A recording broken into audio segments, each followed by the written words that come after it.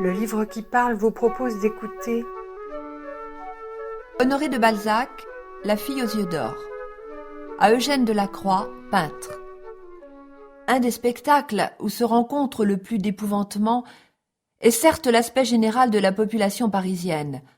Peuple horrible à voir, hâve, jaune, tanné.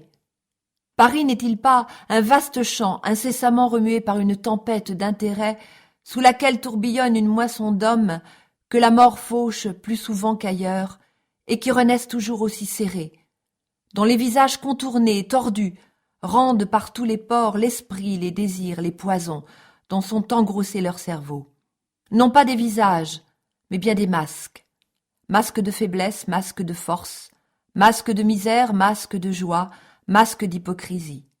Tous exténués, tous empreints des signes ineffaçables d'une haletante avidité. Que veulent-ils? De l'or ou du plaisir?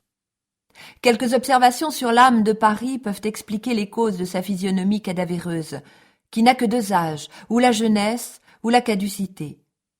Jeunesse blafarde et sans couleur, caducité fardée qui veut paraître jeune. En voyant ce peuple exhumé, les étrangers qui ne sont pas tenus de réfléchir éprouvent tout d'abord un mouvement de dégoût pour cette capitale, vaste atelier de jouissance, d'où bientôt eux-mêmes ils ne peuvent sortir et restent à s'y déformer volontiers. Peu de mots suffiront pour justifier physiologiquement l'atteinte presque infernale des figures parisiennes, car ce n'est pas seulement par plaisanterie que Paris a été nommé un enfer. Tenez ce mot pour vrai. Là, tout fume, tout brûle, tout brille, tout bouillonne, tout flambe, s'évapore, s'éteint, se rallume, étincelle, pétille et se consume. Jamais vie en aucun pays ne fut plus ardente, ni plus cuisante. Cette nature sociale toujours en fusion semble se dire après chaque œuvre finie à une autre, comme se le dit la nature elle-même.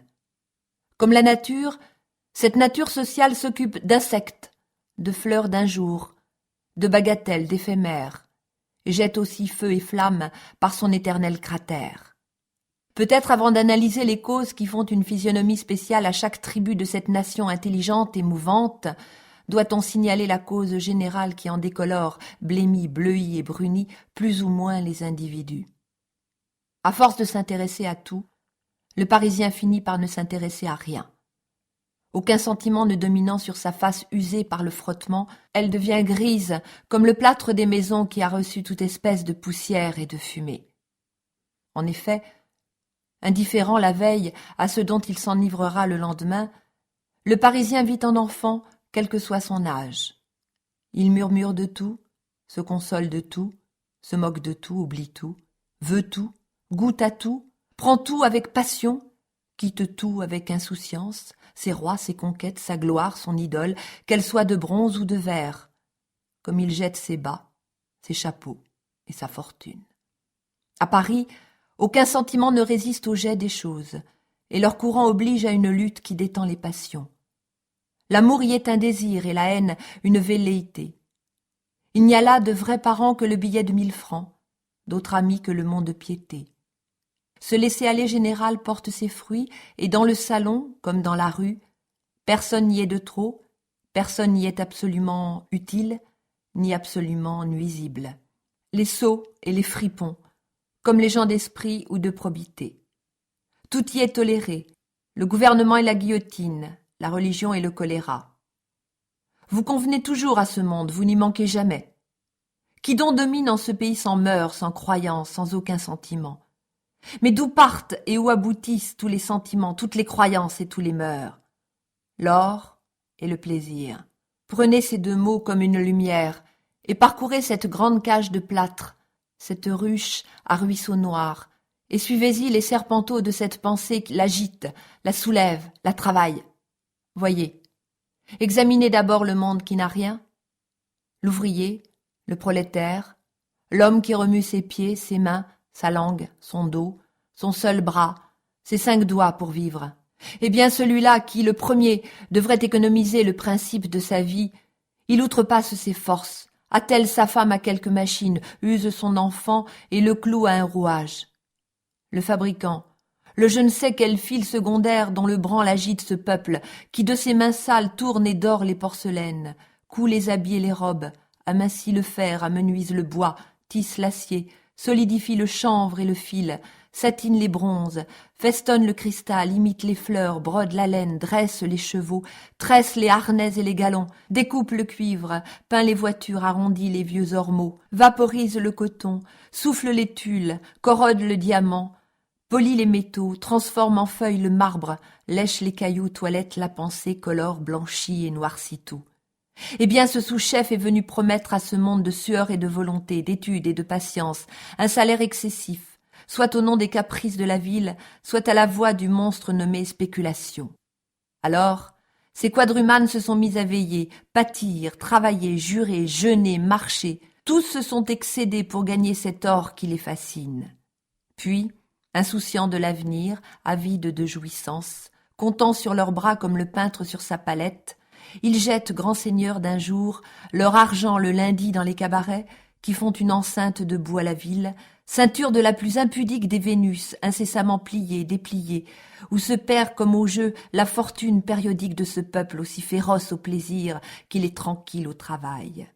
Pendant 5 jours donc, aucun repos pour cette partie agissante de Paris. Elle se livre à des mouvements qui la font se gauchir, se grossir, maigrir, pâlir, jaillir en 1000 jets de volonté créatrice. Puis son plaisir, son repos est une lassante débauche, brune de peau, noire de tape, blême d'ivresse ou jaune d'indigestion, qui ne dure que 2 jours, mais qui vole le pain de l'avenir, la soupe de la semaine, les robes de la femme, les langes de l'enfant, tous en haillons. Ces hommes, nés sans doute pour être beaux, car toute créature a sa beauté relative, se sont enrégimentés dès l'enfance, sous le commandement de la force, sous le règne du marteau, des cisailles, de la filature, et se sont promptement vulcanisés. Vulcain, avec sa laideur et sa force, n'est-il pas l'emblème de cette laide et forte nation, sublime d'intelligence mécanique, patiente à ses heures, terrible un jour par siècle, inflammable comme la poudre et préparée à l'incendie révolutionnaire par l'eau-de-vie, enfin assez spirituelle pour prendre feu sur un mot captieux qui signifie toujours pour elle or et plaisir. En comprenant tous ceux qui tendent la main pour une aumône, pour de légitimes salaires ou pour les 5 francs accordés à tous les genres de prostitution parisienne, enfin pour tout argent, bien ou mal gagné, ce peuple compte 300 000 individus. Sans les cabarets, le gouvernement ne serait-il pas renversé tous les mardis? Heureusement, le mardi, ce peuple est engourdi, cuve son plaisir, n'a plus le sou, et retourne au travail au pain sec, stimulé par un besoin de procréation matérielle qui pour lui devient une habitude. Néanmoins, ce peuple a ses phénomènes de vertu, ses hommes complets, ces Napoléons inconnus, qui sont le type de ces forces portées à leur plus haute expression et résument sa portée sociale dans une existence où la pensée et le mouvement se combinent moins pour y jeter de la joie que pour y régulariser l'action de la douleur.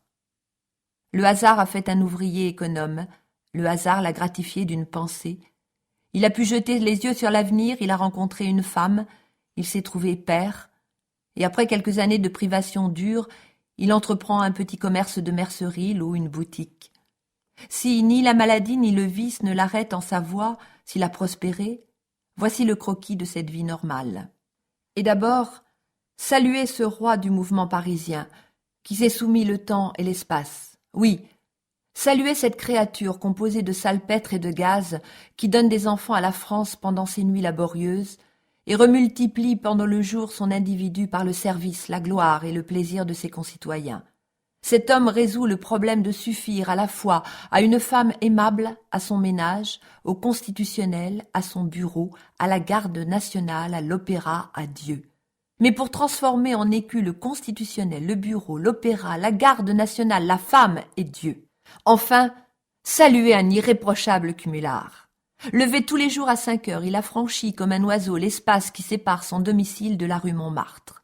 Qu'il vente ou tonne, pleuve ou neige, il est au constitutionnel et y attend la charge de journaux dont il a soumissionné la distribution. Il reçoit ce pain politique avec avidité, le prend et le porte. À 9 heures, il est au sein de son ménage, débite un calembour à sa femme, lui dérobe un gros baiser, déguste une tasse de café ou gronde ses enfants. À 10 heures moins un quart, il apparaît à la mairie. Là, posé sur son fauteuil comme un perroquet sur son bâton, chauffé par la ville de Paris, il inscrit jusqu'à 4 heures, sans leur donner une larme ou un sourire, les décès et les naissances de tout un arrondissement. Le bonheur, le malheur du quartier passe par le bec de sa plume, comme l'esprit du constitutionnel voyageait naguère sur ses épaules. Rien ne lui pèse. Il va toujours droit devant lui, prend son patriotisme tout fait dans le journal, ne contredit personne, crie ou applaudit avec tout le monde et vit en hirondelle. À 2 pas de sa paroisse, il peut, en cas d'une cérémonie importante, laisser sa place à un surnuméraire et aller chanter un requiem au lutrin de l'église, dont il est, le dimanche et les jours de fête, le plus bel ornement, la voix la plus imposante, où il tord avec énergie sa large bouche en faisant tonner un joyeux « Amen ». Il est chantre. Libéré à 4 heures de son service officiel, il apparaît pour répandre la joie et la gaieté au sein de la boutique la plus célèbre qui soit en la cité. Heureuse est sa femme. Il n'a pas le temps d'être jaloux. Il est plutôt homme d'action que de sentiment. Aussi, dès qu'il arrive, agace-t-il les demoiselles de comptoir dont les yeux vifs attirent force chaland. Se gaudit au sein des parures, des fichus, de la mousseline façonnée par ses habiles ouvrières. Ou plus souvent encore, avant de dîner, il sert une pratique, copie une page du journal ou porte chez l'huissier quelque effet en retard. À 6 heures, tous les 2 jours, il est fidèle à son poste. Inamovible bastaille des cœurs, il se trouve à l'opéra.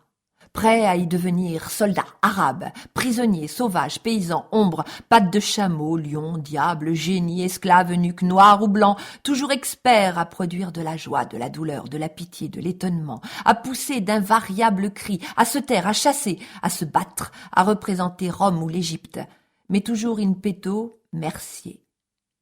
À minuit, il redevient bon mari, homme, tendre père. Il se glisse dans le lit conjugal, l'imagination encore tendue par les formes décevantes des nymphes de l'opéra, et fait ainsi tourner au profit de l'amour conjugal les dépravations du monde et les voluptueux ronds de jambes de la Taglioni.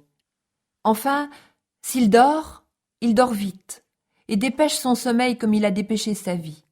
N'est-ce pas le mouvement fait homme? N'est-ce pas s'incarner? Le protée de la civilisation? Cet homme résume tout. L'histoire, littérature, politique, gouvernement, religion, art militaire. N'est-ce pas une encyclopédie vivante, un atlas grotesque, sans cesse en marche comme Paris et qui jamais ne repose? En lui tout est jambes. Aucune physionomie ne saurait se conserver pure en de tels travaux. Peut-être l'ouvrier qui meurt vieux à 30 ans, l'estomac tanné par les doses progressives de son eau de vie, sera-t-il trouvé, au dire de quelques philosophes bien rentés, plus heureux que ne l'est le mercier? L'un périt d'un seul coup et l'autre en détail. De ses 8 industries, de ses épaules, de son gosier, de ses mains, de sa femme et de son commerce, celui-ci retire comme d'autant de fermes des enfants, quelques 1000 francs, et le plus laborieux bonheur qui ait jamais recréé cœur d'homme. Cette fortune et ses enfants, ou les enfants qui résument tout pour lui, deviennent la proie du monde supérieur auquel il porte ses écus et sa fille, ou son fils élevé au collège, qui, plus instruit que ne l'est son père, jette plus haut ses regards ambitieux. Souvent, le cadet d'un petit détaillant veut être quelque chose dans l'État. Cette ambition introduit la pensée dans la seconde des sphères parisiennes. Montez donc un étage, et allez à l'entresol, ou descendez du grenier et restez au 4e. Enfin, pénétrez dans le monde qui a quelque chose. Là, même résultat. Les commerçants en gros et leurs garçons, les employés, les gens de la petite banque et de grande probité, les fripons, les âmes damnées, les premiers et les derniers commis, les clercs de l'huissier, de l'avoué, du notaire, enfin les membres agissants, pensants, spéculants de cette petite bourgeoisie qui triture les intérêts de Paris et veille à son grain, accapare les denrées, emmagasine les produits fabriqués par les prolétaires, encaque les fruits du midi, les poissons de l'océan, les vins de toute côte aimée du soleil, qui étend les mains sur l'Orient, y prend les châles dédaignés par les Turcs et les Russes, va récolter jusque dans les Indes, se couche pour attendre la vente, aspire après le bénéfice, escompte les effets, roule et encaisse toutes les valeurs, emballe en détail Paris tout entier, le voiture, guette les fantaisies de l'enfance, épie les caprices et les vices de l'âge mûr, en pressure les maladies. Eh bien, sans boire de l'eau de vie comme l'ouvrier, ni sans aller se vautrer dans la fange des barrières, tous excèdent aussi leur force, tendent outre mesure leur corps et leur morale, l'un par l'autre, se dessèchent de désir, s'abîment de courses précipitées.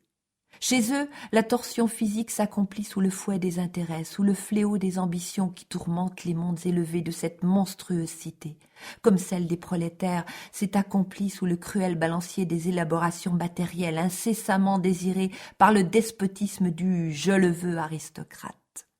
Là donc aussi, pour obéir à ce maître universel, le plaisir ou l'or, il faut dévorer le temps, presser le temps. Trouver plus de 24 heures dans le jour et la nuit, s'énerver, se tuer, vendre 30 ans de vieillesse pour 2 ans d'un repos maladif.